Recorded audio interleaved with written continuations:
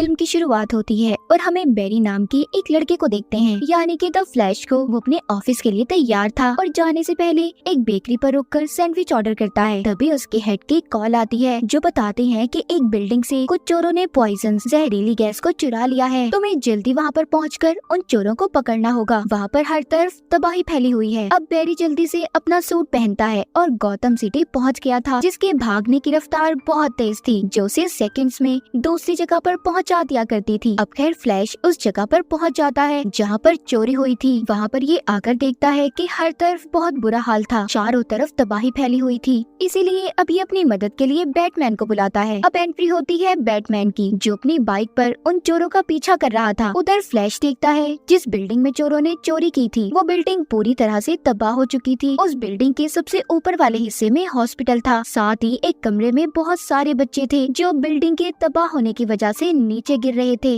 लेकिन फ्लैश अपनी super speed और पावर का इस्तेमाल करके सभी बच्चों को बचाने की कोशिश कर रहा था। यहाँ पर उसकी बैटरी भी लो हो जाती है। तभी उसने हवा में सब कुछ रोक दिया था और एक माइक्रोवेव से कुछ चीजें निकाल कर खाता है, कुछ फ्रिज से खाता है, जिसके बाद उसकी बैटरी चार्ज हो गई थी। अब वो सभी बच्चों को एक एक करके बचाता है। सभी की उसने एक लाइन बना दी थी और फिर बड़े ही आराम से सभी बच्चों को पकड़कर सही सलामत नीचे उतार लेता है। इसके बाद हमें बैटमैन दिखाया जाता है जो उन चोरों का अब तक पीछा कर रहा था। वो अपनी बाइक को टक्कर मार के उन चोरों की गाड़ी के ऊपर चढ़ गया था। अब उन सभी को मार मार के गाड़ी से बाहर निकाल देता है। अब इन्हीं के साथ लड़ाई करते हुए वो उस गाड़ी समेत उस चोर के साथ पुल से नीचे गिर जाता है जिसके पास पॉइजन जहरीली गैस थी। बैटमैन और वो चोर पुल से लटके हुए थे। तभी यहाँ पर आती है वंडर वुमन, जिसने अपनी रस्सी फेंककर बैटमैन और उस चोर को बचा लिया था। उधर फ्लैश ने भी सबकी जान को बचा लिया था और फिर जिसके बाद उन चोरों को पुलिस के हवाले कर दिया जाता है। इसके बाद बैरी यानी कि फ्लैश दोबारा उसी बेकरी में जाता है और अपने लिए सैंडविच लेकर ऑफिस आ गया था, जहाँ पर उसको बॉस से अब बहुत डांट पड़ती है क्योंकि वो लेट हो गया था। मगर खैर वो ऑफिस में अपना काम पूरा करता है और फिर जिसके बाद उसकी मुलाकात होती है अपनी एक पुरानी दोस्त से जो कि एक वकील थी। वो फ्लैश यानी कि बैरी से कहती है कि मैं तुम्हारे डैड के केस पर काम कर रही हूँ और मुझे इस बात का बहुत दुख है कि मैं उन्हें नहीं बचा सकती क्योंकि सारे सबूत तुम्हारे डैड के खिलाफ हैं। सबका यही कहना है कि तुम्हारे डैड ने तुम्हारी मॉम को मार दिया था। कल वो अदालत में पेश होंगे और मुझे लगता है उन्हें सजाए मौत हो जाएगी। ये बात सुनकर बैरी को गुस्सा आ जाता है क्योंकि वो जानता था कि उसकी मॉम को उसके डैड ने नहीं मारा।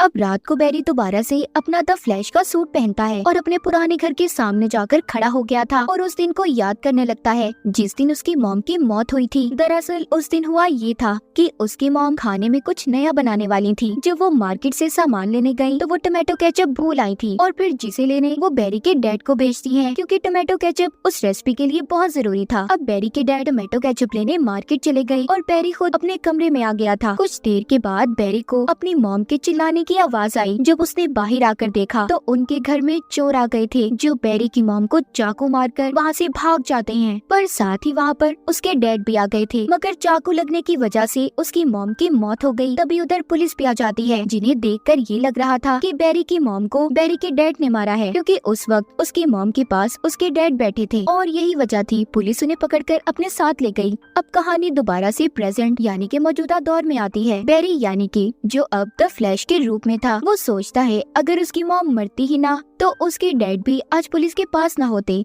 ये सोचकर वो अपनी पावर स्पीड का इस्तेमाल करता है और बहुत तेज भागता है। भागते हुए उसके पाँव से बिजली निकल रही थी। अब वो भागते भागते उसने टाइम ट्रेवल कर लिया था। वो एक अलग ही दुनिया में पहुंच जाता है जहाँ पर उसे अपनी माजी में हुए सभी हादसे याद आने लगते हैं। जिसे चाहता तो वो बदल भी सकता था मगर खैर वो दोबारा से अपनी दुनिया में आ जाता है और आकर अब वो सीधा बैटमैन के पास जाता है। उससे कहता है अगर पास्ट में मेरी मॉम मरी ही ना होती तो आज मेरे डैड को जेल ना होती। क्यों ना मैं इन सब चीजों को पास्ट में जाकर दोबारा से सब कुछ ठीक कर दूं, मैं बदल दूं इन चीजों को।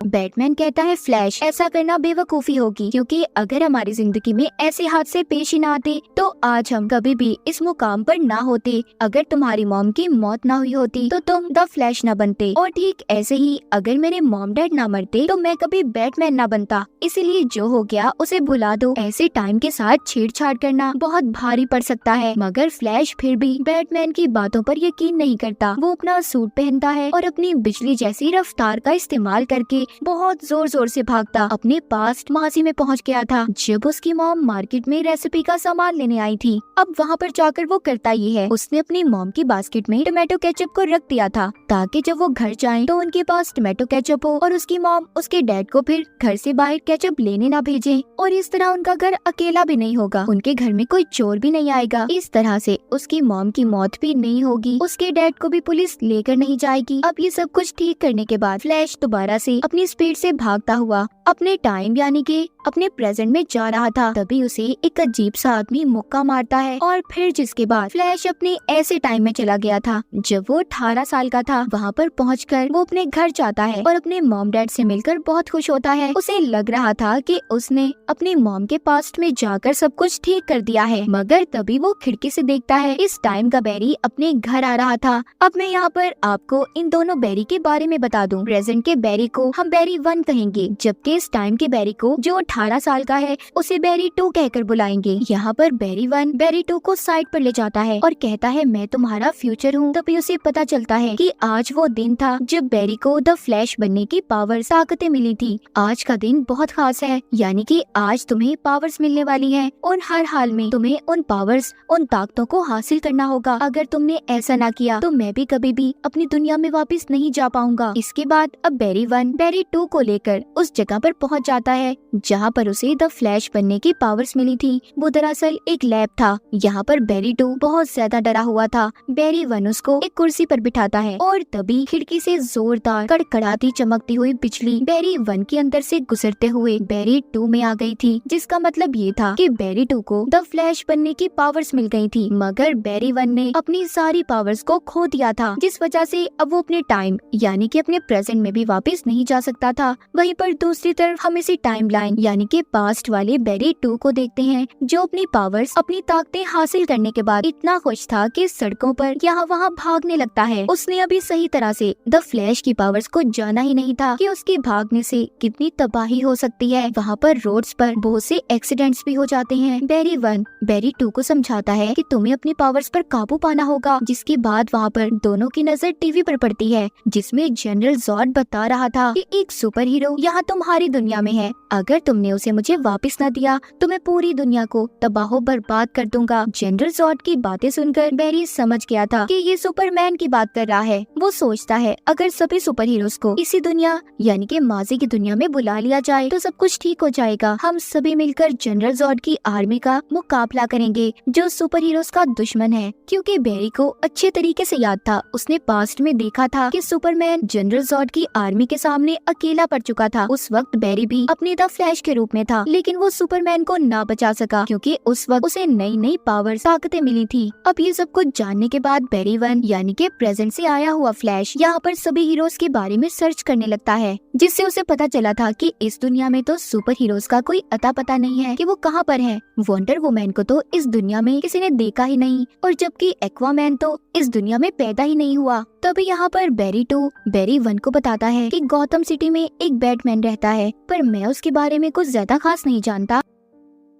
अब ये उसे वहाँ पर अपने साथ ले गया था, जहाँ पर जाकर बैरी 1 एक बहुत पुराने बैटमैन से मिलता है और उससे सुपरमैन के बारे में पूछता है। बैटमैन बताता है बहुत सालों पहले एक एलियन बच्चा एक पॉट में जमीन पर आकर गिरा था, मगर साइबेरिया की एक क्रिमिनल टीम उसे उठाकर ले गई और मुझे लगता है इस दुनिया का वो ही सुपरमैन है। ये सुनकर बैरी कहता है तो फिर तो हमें किसी भी हाल में उसे बचाना होगा, क्योंकि जनरल जॉर्ड जमीन पर आ गया है। अगर उसे रोका ना गया तो वो पूरी दुनिया को बर्बाद कर देगा, और सुपरमैन के बिना तो हम जॉर्ड को भी नहीं हरा सकते। अब ये तीनों बैटमैन को लेकर उसके बेड स्पेस में बैठकर उस फैसिलिटी तक पहुंच जाते हैं जहां पर सुपरमैन को कैद किया गया था। उधर पहुंचने के बाद अब ये वहां पर सबको एक एक करके मार रहे थे। बैरी 1 ने अपने द फ्लैश का सूट बैरी 2 को दे दिया था, क्योंकि इस वक्त पावर्स इस दुनिया के बैरी 2 के पास थी। वहाँ पर सभी सोल्जर्स फ्लैश को मारने वाले थे। उसके सामने बैरी 1 आ जाता है, मगर इस दुनिया के फ्लैश यानी कि बैरी 2 ने प्रेजेंट के बैरी को बचा लिया था। बैरी की हालत यहाँ यहाँ पर बहुत खराब थी, उसे उल्टियाँ आने लगती हैं। तभी यहाँ पर एंट्री लेता है बैटमैन। उसने एक एक करके सभी सोल्जर्स को मार दिया था। फिर अब ये तीनों उस जगह पर जाते हैं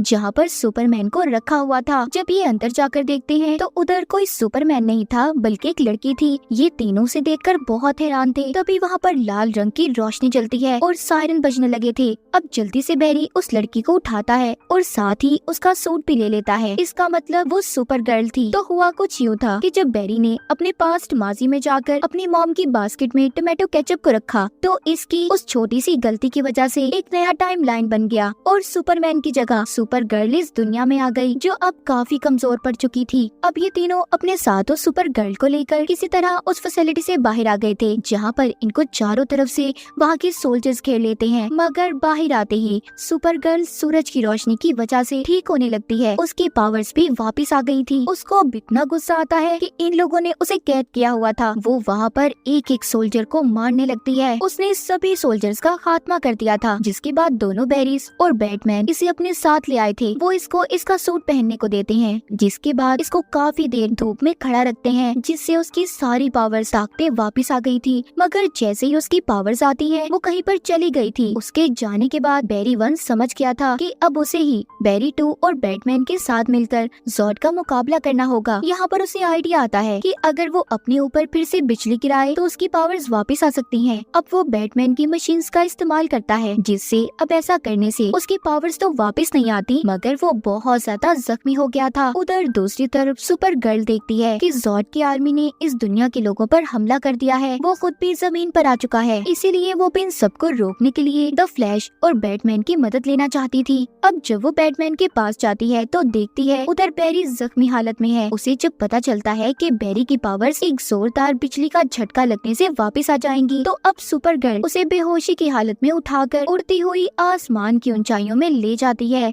जहाँ पर उसे जोरदार झटका लगता है और उसकी सारी पावर्स अब वापस आ गई थी। बैरी 2 भी उसे द फ्लैश का सूट वापस कर देता है। फिर वो बैटमैन के एक पुराने सूट पर लाल रंग का पेंट करके अपने लिए भी एक सूट बना लिया था। अब ये सभी मिलकर ज़ॉर्ड का मुकाबला करने के लिए तैयार थे। ये सब अब शहर में तबाही को रोकने के लिए निकल जाते हैं जिसमें सुपर गर्ल ज़ॉर्ड के सभी स्पेसशिप्स को अपनी पावर से तबाह कर रही थी जबकि दोनों द फ्लैश मिलकर बैटमैन के साथ ज़ॉर्ड की आर्मी को मार रहे थे। अब सुपर गर्ल ज़ॉर्ड के साथ एक लंबी लड़ाई लड़ती है। दोनों एक दूसरे पर भारी पड़ रहे थे। सुपर गर्ल अपनी आंखों से तेज लेजर लाइट रोशनी निकालती है मगर ज़ॉर्ड उससे ज्यादा ताकतवर था। उसने सुपर गर्ल को इस लड़ाई में हरा दिया था जिस वजह से उसकी मौत हो जाती है। इस लड़ाई में बैटमैन भी मारा गया था जिसके बाद दोनों बैरीज यानी कि दोनों फ्लैश मिलकर ये फैसला करते हैं कि वो दोनों पास्ट में जाएंगे जहाँ पर ये सुपर गर्ल और बैटमैन को दोबारा से जिंदा कर सकें।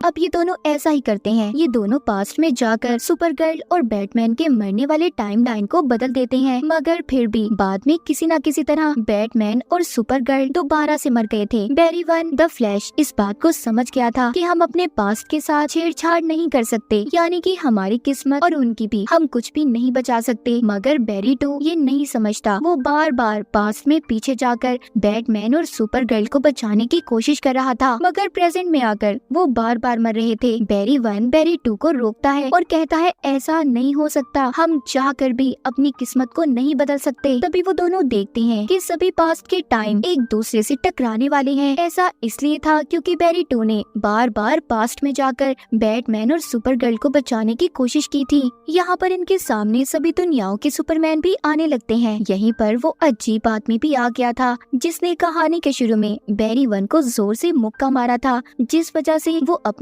इस पास्ट की दुनिया में फंसा था। दरअसल ये अजीब आदमी कोई और नहीं बल्कि बैरी 2 का फ्यूचर था जो कि हजारों सालों से बैटमैन और सुपर गर्ल को बचाता आ रहा था मगर फिर भी ना बचा सका। बैरी 1 उसे भी मना करता है कि ऐसा मत करो, हम किसी भी चीज को नहीं बदल सकते। लेकिन फ्यूचर 2 के बैरी का दिमाग अब खराब हो गया था। वो बैरी 1 पर अपने हथियार से हमला करता है लेकिन तभी उसके सामने इस दुनिया का बैरी 2 आ जाता है जिसको वो हथियार लग गया था और वो वहीं पर मर जाता है। अब क्योंकि बैरी 2 ही नहीं बचा था, तो इस वजह से उसका फ्यूचर भी खत्म हो जाता है और जितनी भी दुनिया आपस में टकराने वाली थी सब ठीक हो जाती है। जिसके बाद अब एक ही बैरी बच गया था, यानी कि बैरी 1 द फ्लैश। वो सोचता है कि अगर वो अपनी मॉम को मरने देगा तो सब कुछ बिल्कुल ठीक हो जाएगा। वो अपनी स्पीड से भागकर उसी पास्ट के टाइम में पहुंच जाता है जब उसने टोमेटो केचप को अपनी मॉम की बास्केट में रखा था। इस बार ये उसे उठाकर दोबारा से शेल्फ पर रख देता है, मगर यहाँ पर उसने नया आइडिया इस्तेमाल किया था। वो उस टोमेटो केचप को उसकी असल जगह पर नहीं रखता बल्कि उसे ऊपर वाली शेल्फ पर रख देता है। जिसके बाद वो अपने टाइम में यानी कि प्रेजेंट में वापस आ जाता है जहाँ पर सब कुछ बिल्कुल ठीक हो चुका था। अब अगले दिन उसके डैड की कोर्ट में पेशी थी जहाँ पर वकील को एक वीडियो मिलती है। ये उस वक्त की थी जब बैरी की मॉम की मौत हुई और उसके डैड टोमेटो केचप लेने मार्केट में आए हुए थे। अब जब वो टोमेटो केचप को